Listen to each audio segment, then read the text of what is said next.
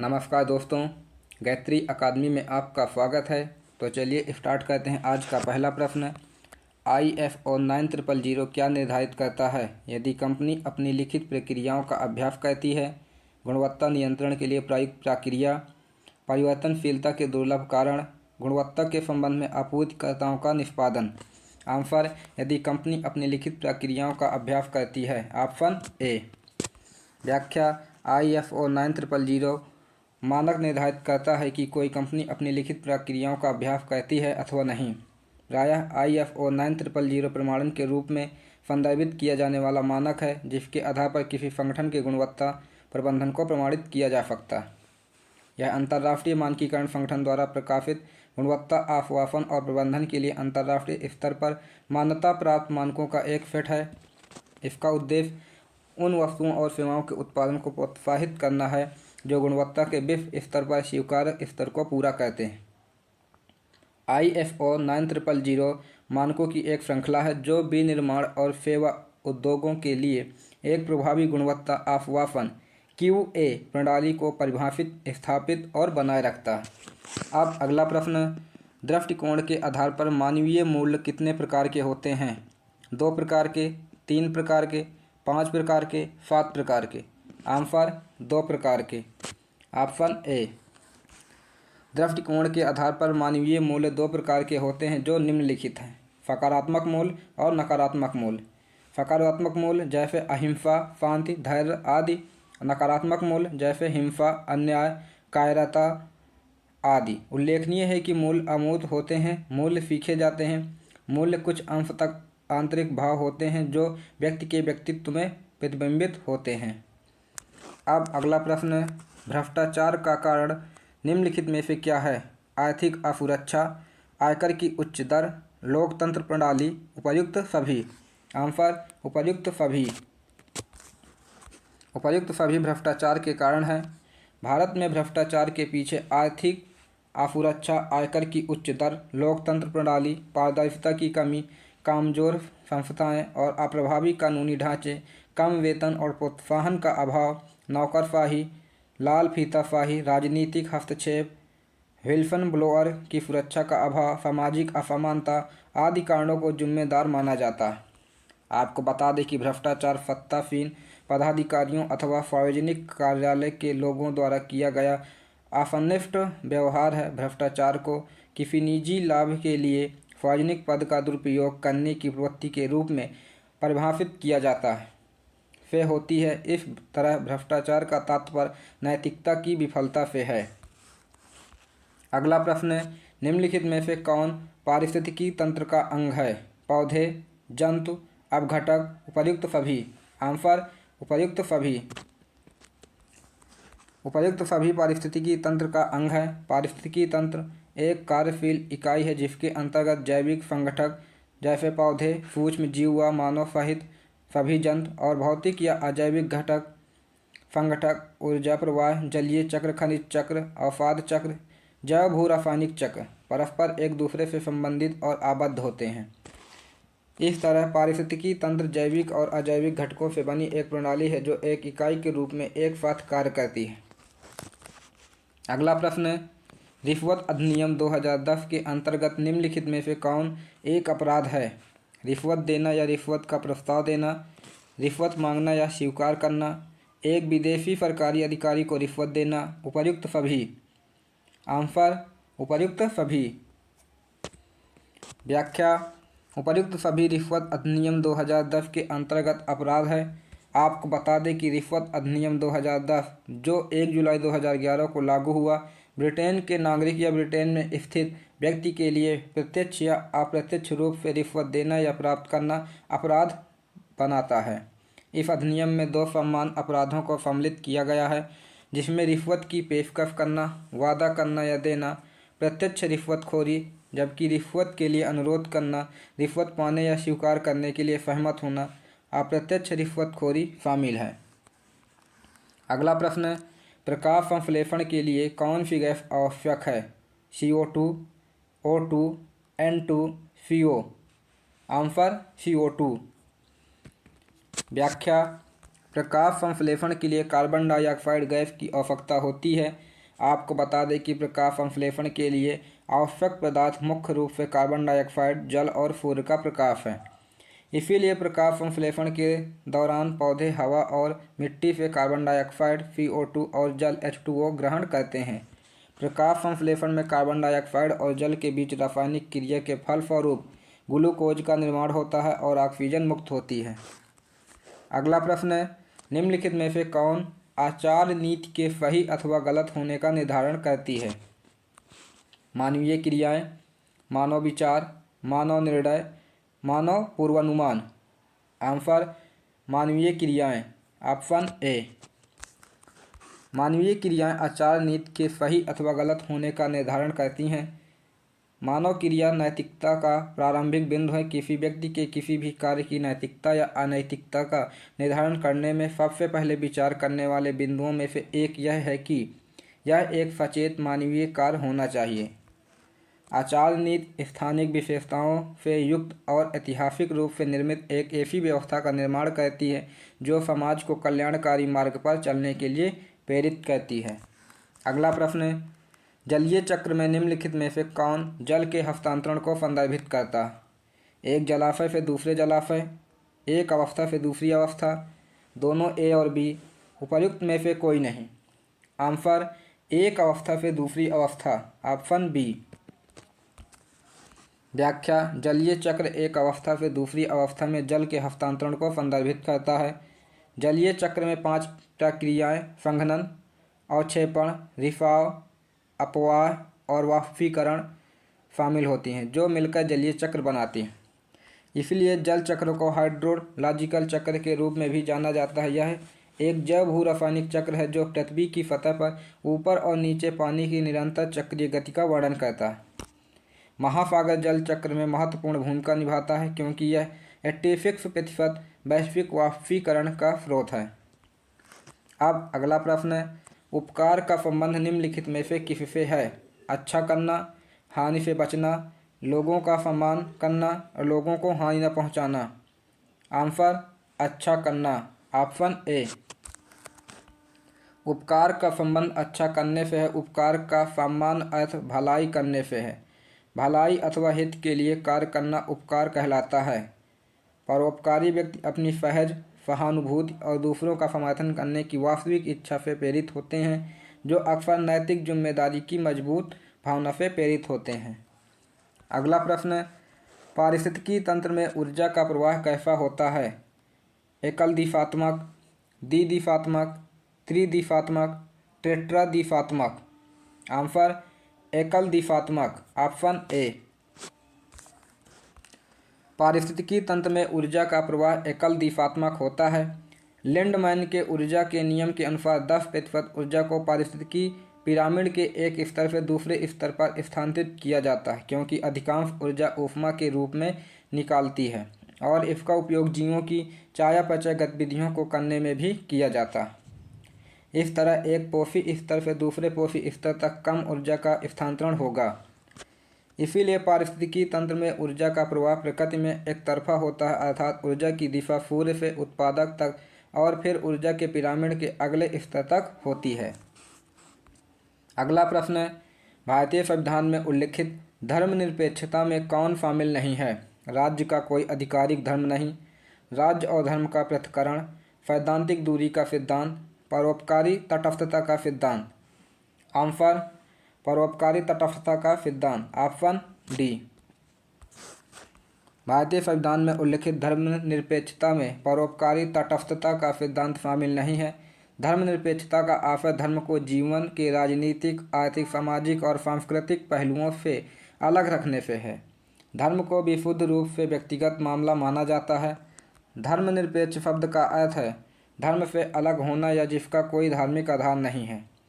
धर्म सभी के लिए व्यक्तिगत पसंद माना जाता है। धर्मनिरपेक्षता यानी धर्म के प्रति राज्य की उदासीनता है। धर्मनिरपेक्षता एक ऐसे सिद्धांत की मांग करता है जहां सभी धर्मों को राज्य से समान दर्जा, मान्यता और समर्थन दिया जाता है, या इसे एक सिद्धांत के रूप में भी परिभाषित किया जा सकता है जो राज्य को धर्म से अलग करने को बढ़ावा देता है। धर्मनिरपेक्षता धर्म के आधार पर कोई भेदभाव और पक्षपात नहीं करने और सभी धर्मों का पालन करने के समान अवसरों के लिए खड़ा है। अगला प्रश्न है, खाद्य श्रृंखला के आगे बढ़ने पर निम्नलिखित में से कौन सा कारक कम होता जाता है? ऊर्जा, पोषण, तापमान, दाब। आंसर ऊर्जा। खाद्य श्रृंखला के आगे बढ़ने पर ऊर्जा कारक कम होता जाता है। जैसे जैसे पोषी स्तर ऊपर बढ़ता है ऊर्जा घटती जाती है, क्योंकि जब एक पोषी स्तर के जीवों का उपभोग अगले स्तर के जीवों द्वारा किया जाता है तो ऊर्जा चयापचयी ऊष्मा के रूप में नष्ट हो जाती है। अतः खाद्य श्रृंखला के माध्यम से जीवों के बीच ऊर्जा का स्थानांतरण होता है और ऊर्जा स्थानांतरण के दौरान 10% ऊर्जा ही स्थानांतरित होती है। आपको बता दें कि शेष ऊर्जा स्थानांतरण के दौरान उपापचय ताप के रूप में नष्ट होने से खाद्य श्रृंखला में पोषी स्तरों के ऊपर जाने पर कम हो जाती है। अगला प्रश्न, निम्नलिखित में से कौन एक आध्यात्मिकता की विशेषता नहीं है? अधिक व्यक्तिपरक, व्यक्तिवादी, एकीकरण, सिद्धांत उन्मुख न होना, औपचारिक, रूढ़वादी, संगठित। आंसर अधिक व्यक्तिपरक। Option A. अधिक व्यक्तिपरक होना आध्यात्मिकता की विशेषता नहीं है, क्योंकि आध्यात्मिकता लोगों के शरीर और भौतिक परिवेश के बजाय उनके गहनतम विचारों और विश्वासों से संबंधित है। आध्यात्मिकता को जीवन में अंतिम या पवित्र अर्थ और उद्देश्य के लिए एक व्यक्ति की खोज के रूप में परिभाषित किया जा सकता है। आध्यात्मिक होने का मतलब भौतिकता से परे जीवन का अनुभव कर पाना है। प्रश्न, फ्लाई ऐश किस उद्योग से उत्सर्जित होती है? थर्मल पावर प्लांट, चमड़ा उद्योग, वस्त्र उद्योग, जल विद्युत plant. Answer thermal power plant. Option A. Fly ash thermal power plant से उत्सर्जित होती है। फ्लाई ऐश कोयला ताप विद्युत संयंत्र में कोयले के दहन का एक अवांछित अवशेष है। यह भट्ठी में कोयले के जलने के दौरान गैसों के साथ उत्सर्जित होती है। इसे इलेक्ट्रोस्टैटिक प्रिसिपिटेटर का उपयोग करके एकत्र किया जाता है। फ्लाई ऐश चूर्णित ईंधन राख के रूप में भी जाना जाता है, जो थर्मल पावर प्लांट में फ्लू गैसों के साथ बॉयलर से बाहर निकलते हैं। इसे एक प्रकार का कणकीय प्रदूषण माना जाता है। अगला प्रश्न है, विधायी निगमित सामाजिक उत्तरदायित्व CSR वाला विश्व का एकमात्र देश है? Bharat, Spain, USA, Sweden. Answer Bharat. व्याख्या, विधायी निगमित सामाजिक उत्तरदायित्व CSR वाला विश्व का एकमात्र देश भारत है। भारत में CSR की अवधारणा कंपनी अधिनियम 2013 के खंड 135 द्वारा शासित है। भारत विश्व का पहला देश है जिसने CSR गतिविधियों की पहचान करने के लिए एक ढांचे के साथ CSR व्यय को अनिवार्य बनाया है। 1 अप्रैल 2014 को भारत कॉर्पोरेट सामाजिक जिम्मेदारी को कानूनी रूप से अनिवार्य करने वाला पहला देश बन गया था। अगला प्रश्न, फुलेज शब्द निम्नलिखित में से किसको संदर्भित करता है? रसोई और वस्त्र धोने से निकलने वाला अपशिष्ट जल, शुद्ध अपशिष्ट जल, सेप्टिक अपशिष्ट जल, विषाक्त अपशिष्ट जल। आंसर रसोई और वस्त्र धोने से निकलने वाला अपशिष्ट जल। Option A. फुलेज शब्द रसोई और वस्त्र धोने से निकलने वाला अपशिष्ट जल को संदर्भित करता है। फुलेज या सीवेज एक प्रकार का अपशिष्ट जल है जो लोग समुदाय द्वारा उत्पादित किया जाता है। सिंक, बाथटब, शावर, डिशवॉशर और कपड़े धोने वाले सीवेज जल को ग्रे वाटर, जबकि शौचालय को फ्लश करने के लिए इस्तेमाल किया जाने वाला पानी मानव अपशिष्ट के साथ मिलकर निर्मित जल को ब्लैक वाटर कहा जाता है। अगला प्रश्न, विप्रो ने निगमित सामाजिक उत्तरदायित्व CSR का ध्यान रखने के लिए वर्ष 2002 में किसकी स्थापना की थी? विप्रो देखभाल, विप्रो एंजल, विप्रो स्वास्थ्य, विप्रो सुरक्षा। आंसर विप्रो देखभाल। Option A. विप्रो देखभाल विप्रो केयर्स विप्रो फाउंडेशन की एक कर्मचारी नेतृत्व वाली सामुदायिक पहल है जो निकटवर्ती समुदायों में शिक्षा, प्राथमिक स्वास्थ्य देखभाल, सामुदायिक पारिस्थितिकी और आपदा प्रतिक्रिया में संलग्न है। उल्लेखनीय है कि विप्रो ने निगमित सामाजिक उत्तरदायित्व CSR का ध्यान रखने के लिए वर्ष 2002 में विप्रो देखभाल की स्थापना की थी। अगला प्रश्न है, NGT का फुल फॉर्म क्या है? National green tribunal, national general tribunal, national general drive, national green tribe. Answer national green tribunal, option A. व्याख्या, राष्ट्रीय हरित अधिकरण नेशनल ग्रीन ट्रिब्यूनल एनजीटी की स्थापना 18 अक्टूबर 2010 को एनजीटी अधिनियम 2010 के तहत पर्यावरण संरक्षण, वन संरक्षण, प्राकृतिक संसाधनों सहित पर्यावरण से संबंधित किसी भी कानूनी अधिकार के प्रवर्तन, दुष्प्रभावित व्यक्ति अथवा संपत्ति के लिए अनुतोष और क्षतिपूर्ति प्रदान करने एवं इससे जुड़े हुए मामलों के प्रभावशाली और त्वरित निपटारे के लिए की गई थी। आपको बता दें कि इसे पर्यावरण अदालत कहा जा सकता है, जिसे हाई कोर्ट के समान शक्तियाँ प्राप्त हैं। 18 अक्टूबर 2010 को जस्टिस लोकेश्वर सिंह पट्टा को इसका पहला अध्यक्ष नियुक्त किया गया था।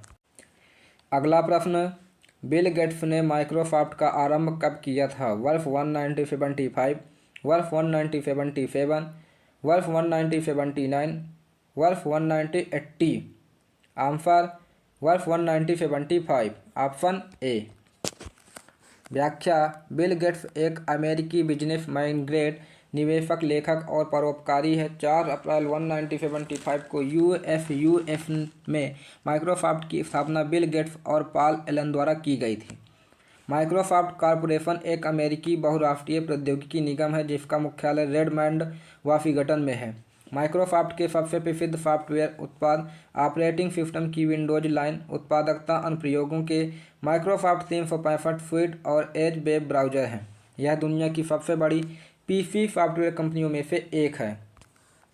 अगला प्रश्न है, वायु गुणवत्ता सूचकांक AQI की किस श्रेणी के मानक का मानव स्वास्थ्य पर सबसे गंभीर प्रभाव पड़ता है? 101 से 200 तक, 201 से 300 तक, 301 से 400 तक, 401 से 500 तक। आंसर 401 से 500 तक। व्याख्या, वायु गुणवत्ता सूचकांक AQI की 401 से 500 श्रेणी की मानक का मानव स्वास्थ्य पर सबसे गंभीर प्रभाव पड़ता है। भारतीय AQI श्रेणी के संभावित प्रभाव निम्न प्रकार हैं। 0 से 50, यह सीमा स्वास्थ्य पर न्यूनतम या कोई प्रभाव नहीं दिखाती है। 51 से 100, यह एक संतोषजनक वायु गुणवत्ता सीमा है। 101 से 200 तक, यह सीमा मध्यम वायु गुणवत्ता को दर्शाती है, जिसमें बच्चों व बुजुर्गों के लिए सांस लेने में परेशानी और फेफड़ों के विकारों व हृदय रोग से पीड़ित लोगों पर प्रभाव पड़ता है।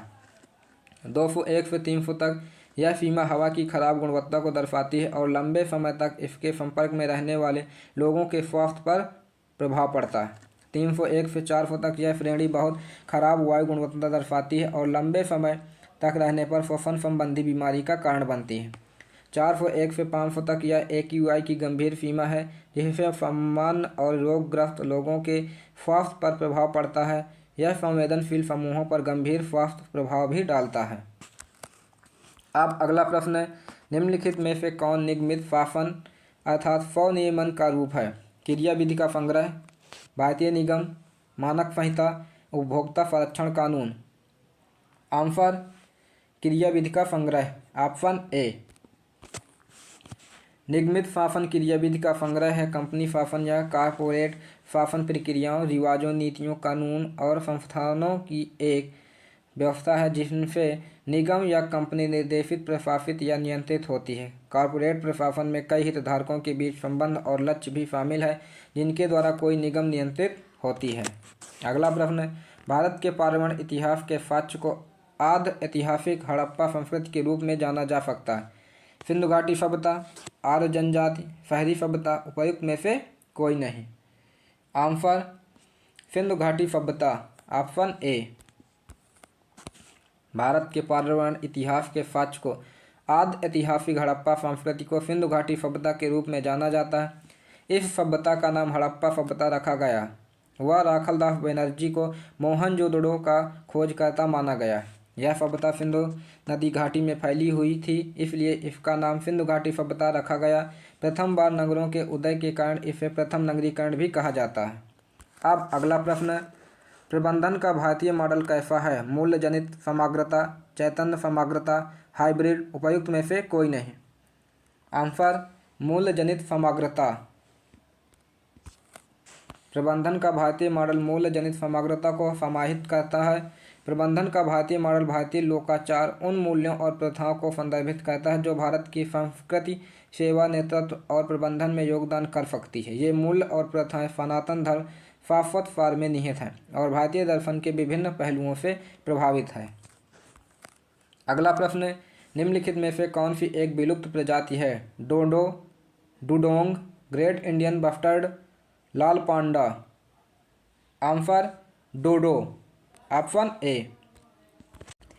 व्याख्या, डोडो रैफस कुकलैट्स हिंद महासागर के द्वीप मॉरीशस का एक स्थानीय पक्षी था। यह पक्षी वर्ग में होते हुए भी थलचर था क्योंकि इसमें उड़ने की क्षमता नहीं थी। 17वीं सदी के अंत तक यह पक्षी मानव द्वारा अत्यधिक शिकार किए जाने के कारण विलुप्त हो गया।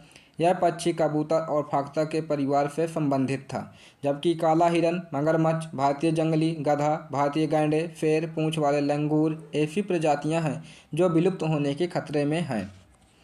अगला प्रश्न, भारत में दिव्यांग व्यक्तियों के लिए कानून के अंतर्गत क्या सुविधा उपलब्ध है? सरकारी स्कूलों में 18 साल की उम्र तक मुफ्त स्कूली शिक्षा, व्यवसाय स्थापित करने के लिए भूमि का अधिमान आवंटन, सार्वजनिक भवनों में रैंप। उपर्युक्त कथनों में से कौन सा से सही है या है? केवल एक, केवल दो और तीन, केवल एक और तीन, एक, दो और तीन। आंसर एक, दो और तीन। व्याख्या, भारत में दिव्यांग व्यक्तियों के लिए कानून के अंतर्गत प्रश्नगत सभी सुविधाएं उपलब्ध हैं। भारत में 1955 की दिव्यांग व्यक्तियों अधिनियम समान अवसर अधिकारों का संरक्षण और संपूर्ण सहभागिता लागू होने के साथ ही उनके अधिकार आधारित आर्थिक सशक्तिकरण के लिए पहला कदम बढ़ाया गया। विकलांग अधिनियम 1995 के अनुच्छेद 26 में विकलांग बच्चों को 18 वर्ष की उम्र तक मुफ्त और अनिवार्य शिक्षा प्रदान करने का प्रावधान दिया गया है। दिव्यांगजन अधिकार अधिनियम 2016 द्वारा विभिन्न प्रकार के अधिकार प्रदान किए गए हैं। अब अगला प्रश्न, खाद्य श्रृंखला की प्रत्येक कड़ी क्या कहलाती है? उत्पादन स्तर, खाद्य स्तर, पोषण स्तर, अपोषण स्तर। आंसर पोषण स्तर।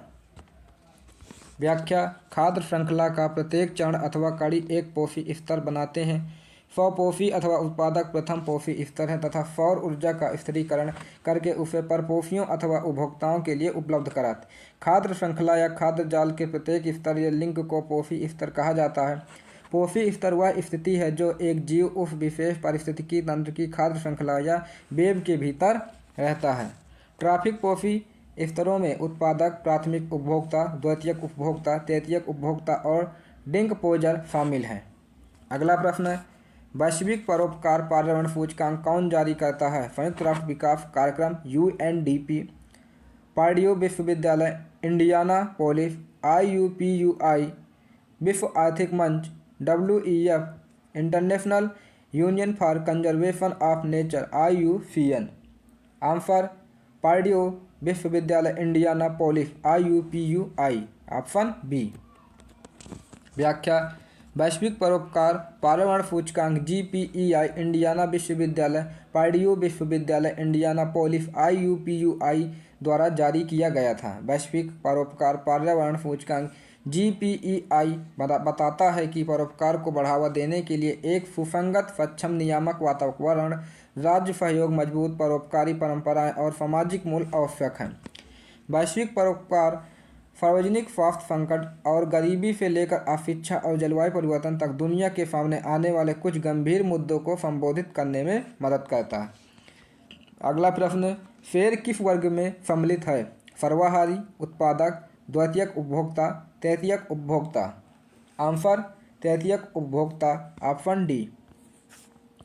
शेर तृतीयक उपभोक्ता वर्ग में सम्मिलित है। पारिस्थितिकी तंत्र में शेर को प्रायः तृतीयक उपभोक्ता के रूप में वर्गीकृत किया जाता है, जहां यह उच्चतम पोषी स्तर का प्रतिनिधित्व करता है। आपको बता दें कि तृतीयक उपभोक्ता वह प्राणी है जो प्राथमिक उपभोक्ता और माध्यमिक उपभोक्ताओं को खाकर अपना पोषण प्राप्त करता है। द्वितीयक उपभोक्ता प्रायः शाकाहारी खाते हैं और तृतीयक उपभोक्ता मांसाहारी खाते हैं। तृतीयक उपभोक्ता वर्ग के उदाहरणों में शेर, बाज और शार्क शामिल हैं। अगला प्रश्न, निम्नलिखित में से कौन सा एक कारक है जो नैतिक और अनैतिक व्यवहार को प्रभावित करता है? नैतिक दुविधा, निर्णय विविधता, समूह कार्य, मुक्त संचार।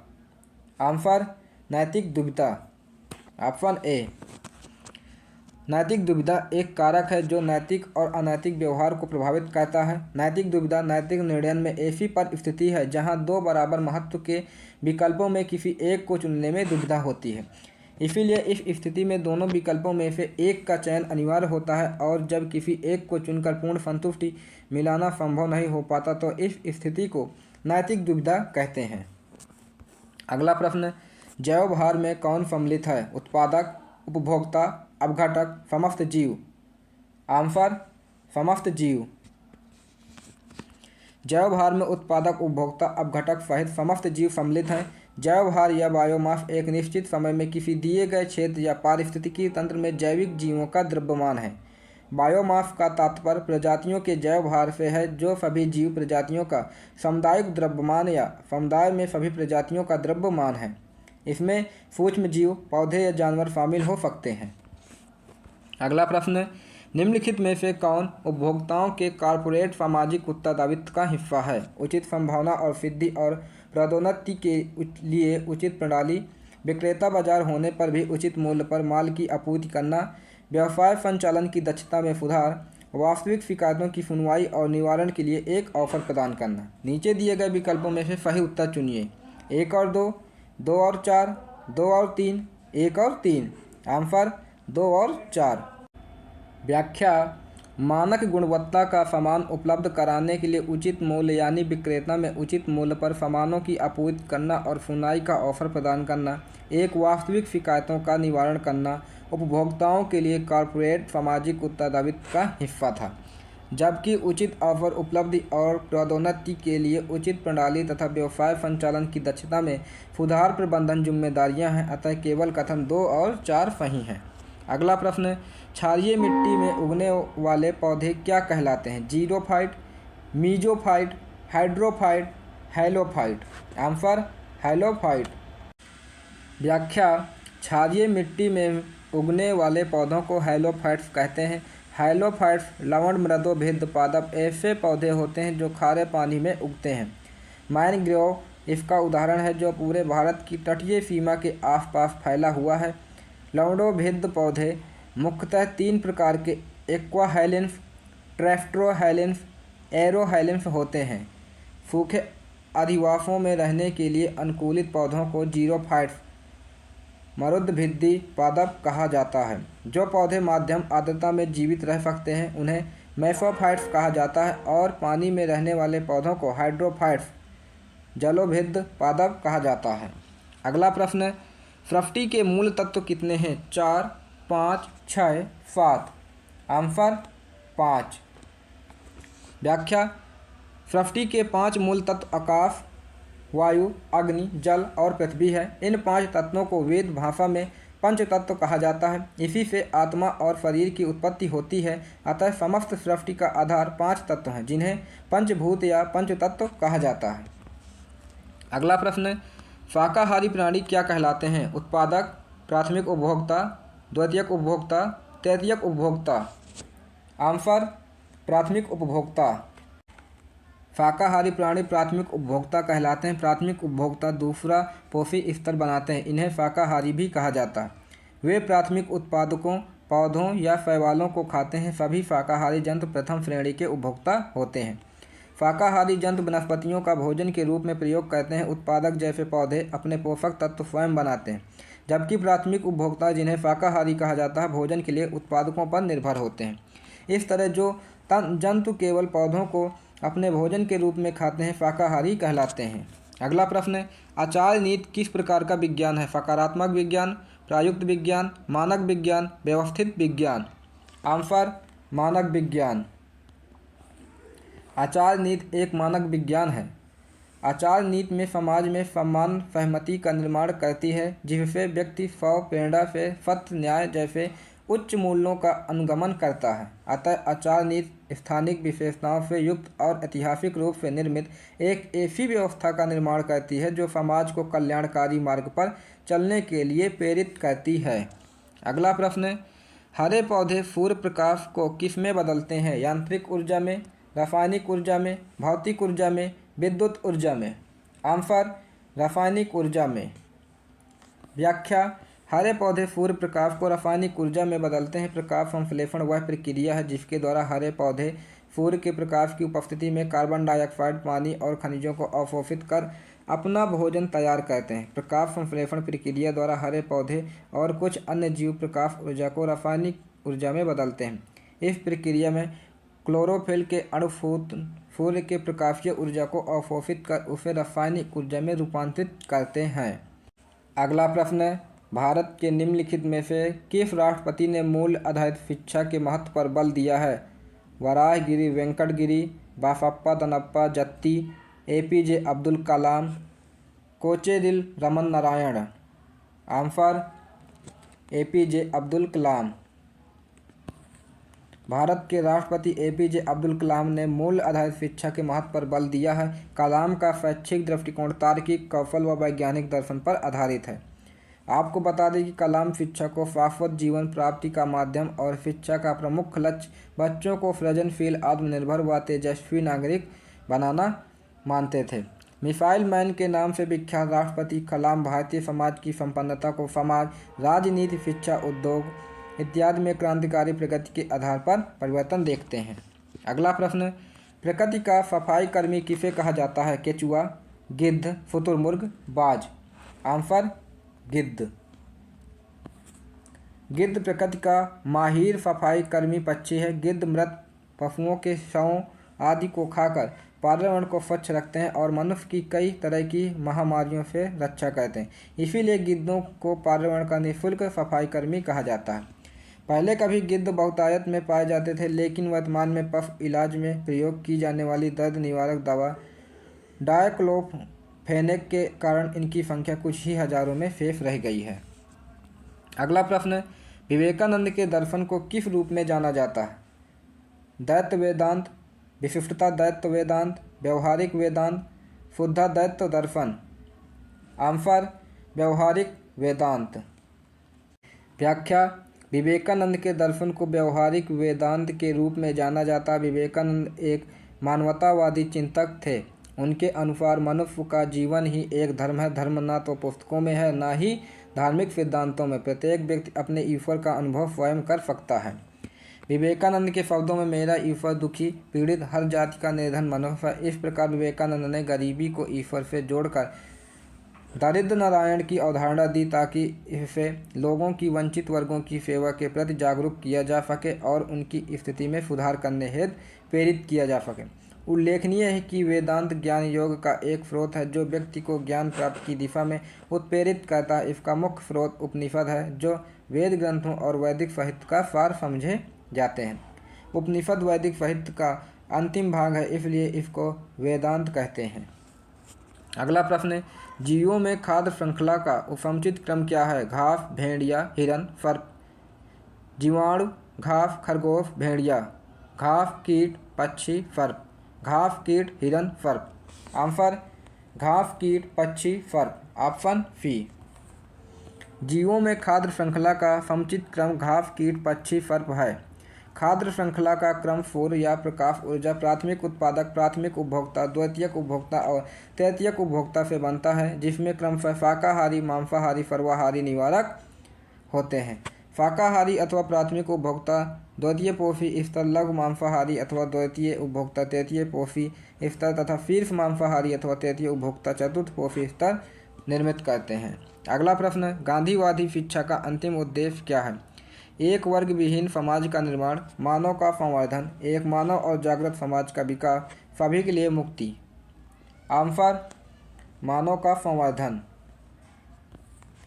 गांधीवादी शिक्षा का अंतिम उद्देश्य मानव का संवर्धन है। गांधी जी का यह भी मानना था कि शिक्षा का अनिवार्य उद्देश्य नैतिक विकास या चरित्र विकास है। शिक्षा के माध्यम से शरीर, मन और आत्मा को मुक्त करना चाहिए। गांधी जी की इच्छा थी कि छात्रों को श्रम की गरिमा सीखनी चाहिए। गांधी ने कहा, शिक्षा से मेरा तात्पर्य बच्चे और मनुष्य के शरीर, मन और आत्मा में सर्वगुण सर्वश्रेष्ठ को विकसित करना है। शिक्षा का अंतिम उद्देश्य भगवान को स्वयं में साकार करना है। अन्य सभी उद्देश्य इस सर्वोच्च उद्देश्य के अधीन है। अगला प्रश्न, कार्बन डाइऑक्साइड के उत्सर्जन का प्रमुख स्रोत क्या है? जीवाश्म ईंधन दहन, प्राणियों का श्वसन, ज्वालामुखी क्रिया, दलदली भूमियाँ। आंसर जीवाश्म ईंधन दहन। यद्यपि पृथ्वी के सभी सजीव अपनी श्वसन की क्रिया में कार्बन डाइऑक्साइड का त्याग करते हैं, लेकिन कार्बन डाइऑक्साइड के उत्सर्जन का प्रमुख स्रोत जीवाश्म ईंधन दहन है। जीवाश्म ईंधन पर्यावरण में कार्बन डाइऑक्साइड के मुख्य स्रोत हैं। कोयले के जलने से अधिकतम CO2 का उत्पादन होता है और प्राकृतिक गैस के जलने से भी CO2 का उत्पादन होता है, अतः विकल्प ए सही है। मूल्यों की प्रकृति कैसी होती है? क्रियात्मक, व्यवहारिक, भावनात्मक, उपर्युक्त सभी। आंसर उपर्युक्त सभी। व्याख्या: क्रियात्मक, व्यवहारिक, भावनात्मक सभी मूल्यों की प्रकृति में शामिल है। हालांकि मूल्यों की प्रकृति व्यक्ति दर व्यक्ति, संस्कृति दर संस्कृति और समाज दर समाज भिन्न हो सकती है। आपको बता दें कि मूल्य शब्द से तात्पर्य किसी भौतिक वस्तु अथवा मानसिक अवस्था के उस गुण से है जिसके द्वारा मनुष्य के किसी उद्देश्य अथवा लक्ष्य की पूर्ति होती है। मूल्यों का व्यक्ति के आचरण, व्यक्तित्व तथा कार्यों पर स्पष्ट प्रभाव पड़ता है। इसीलिए मूल्यों का सार हमारे चरित्र को आकार देने, प्राथमिकताओं को परिभाषित करने और हमारे निर्णयों को प्रभावित करने की उनकी क्षमता में निहित है। अगला प्रश्न: निम्नलिखित ग्रीन हाउस गैसों में से कौन सबसे अल्पजीवी है? Chlorofluorocarbon, carbon dioxide, methane, nitrous oxide. Answer methane. वातावरण में मीथेन का जीवन काल 12 वर्ष, क्लोरोफ्लोरोकार्बन CFC 11 का जीवन काल 45 वर्ष, क्लोरोफ्लोरोकार्बन CFC का जीवन काल 50 से 100 वर्ष, नाइट्रस ऑक्साइड का जीवन काल 114 वर्ष, कार्बन डाइऑक्साइड का जीवन काल 200 वर्ष, हाइड्रोफ्लोरोकार्बन HFC 23 का जीवन काल 260 वर्ष। पर क्लोरोमीथेन CF4 का जीवन काल 50,000 वर्ष से अधिक है। स्पष्ट है कि कार्बन डाइऑक्साइड एक दीर्घकालिक जबकि मीथेन एक अल्पकालिक ग्रीन हाउस गैस है। उल्लेखनीय है कि ओजोन भी अल्पकालिक ग्रीन हाउस गैस है और क्षोभ मंडल में इसका अवधारणा समय 1 सप्ताह से 1 महीना है। अगला प्रश्न: दो अधिकारों के मध्य चयन करने की नैतिक दुविधा किसको संदर्भित करती है? कम से कम 2 बुराइयों के मध्य चयन करना, या निर्धारित करना कि 2 कार्मिक अधिकारों में कौन महत्वपूर्ण है? रिश्वत देने या किसी महत्वपूर्ण ऑफर को गंवाने का निर्णय लेना। 2 प्रकार के उत्पीड़न के मध्य चयन करना। आंसर कम से कम 2 बुराइयों के मध्य चयन करना। 2 अधिकारों के मध्य चयन करने की नैतिक दुविधा कम से कम 2 बुराइयों के मध्य चयन को संदर्भित करती है। नैतिक दुविधा ऐसी परिस्थिति है जिसमें निर्णय में 2 या 2 अधिक नैतिक सिद्धांतों में टकराव होता है। इस परिस्थिति में नैतिक निर्णयकर्ता अपने आप को असमंजस की स्थिति में पाता है, क्योंकि उसे 2 या अधिक नैतिक मानदंडों में से एक को चुनना होता है और दोनों बराबर की स्थिति में होते हैं। अगला प्रश्न: जल प्रदूषण किससे उत्पन्न होता है? लवणों की वृद्धि द्वारा, औद्योगिक निष्कर्षों द्वारा, जलीय जंतुओं के शरीर के नष्ट होने के द्वारा, वर्षा द्वारा। आंसर औद्योगिक निष्कर्षों द्वारा। जल प्रदूषण औद्योगिक निष्कर्षों द्वारा उत्पन्न होता है। औद्योगिक अपशिष्ट, कृषि अपवाह, सतही अपवाह, नगर पालिका, शहरी और घरेलू अपशिष्ट आदि जल प्रदूषण के कारण है। उर्वरकों द्वारा कीटनाशकों के उपयोग जैसी कृषि गतिविधियाँ भूजल प्रदूषण का कारण है। उद्योगों द्वारा उपयोग किए जाने वाले रसायन को जल निकायों में बिना उपचार के छोड़ा जाता है, जो सतह के पानी के साथ साथ भूजल को भी दूषित करता है। अगला प्रश्न: निम्नलिखित में से कौन सा संक्षिप्त नाम CSR को दर्शाता है? कंपनी सर्विस नियम, निरंतर निगरानी रिपोर्ट, निगमित सामाजिक उत्तरदायित्व, संचयी पर्यवेक्षण भूमिका। आंसर निगमित सामाजिक उत्तरदायित्व।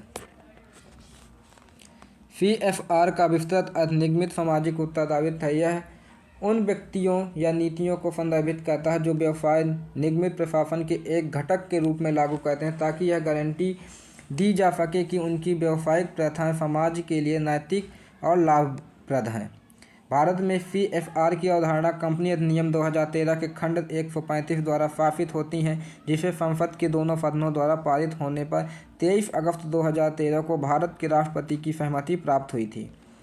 अधिनियम के तहत CSR प्रावधान 1,000 करोड़ रुपए और उससे अधिक के वार्षिक रोजगार, कारोबार 2 या 500 करोड़ रुपए और उससे अधिक के शुद्ध मूल्य, तीसरा नंबर 5 करोड़ रुपए या अधिक के शुद्ध लाभ वाली कंपनियों पर लागू होते हैं। आपको बता दें कि अधिनियम कंपनियों को CFR गतिविधियों पर पिछले 3 वर्षों में अपने औसत शुद्ध लाभ का 2% खर्च करने के प्रोत्साहित करता है। अगला प्रश्न, कौन सा मृदा में उपस्थित रहने वाला स्वतंत्र नाइट्रोजन यौगिकीकरण करने वाला बैक्टीरिया है? Azotobacter, nitrosomonas, rhizobium, pseudomonas. Answer rhizobium, option C. Rhizobium जीवाणु मिट्टी में स्वतंत्र रूप से रहते हैं। वे सहजीवी होते हैं जो फलीदार पौधों के लिए वायुमंडलीय नाइट्रोजन को निर्दिष्ट कर सकते हैं। फलीदार पौधों की जड़ों में राइजोबियम जीवाणु पाए जाते हैं। दलहनी फसलों की जड़ में राइजोबियम नामक जीवाणु होता है। यह वायुमंडल में उपस्थित नाइट्रोजन को अवशोषित कर मृदा के अंदर इकट्ठा करता है। मार्टिनस विलेम बेजरिनिक ने राइजोबियम की खोज की थी। अगला प्रश्न, बेनामी संपत्ति लेन देन निषेध अधिनियम 1988 PBPT अधिनियम के संदर्भ में विचार कीजिए। किसी संपत्ति लेन देन को बेनामी लेन देन नहीं माना जाता है यदि संपत्ति के मालिक लेन देन से अवगत नहीं है।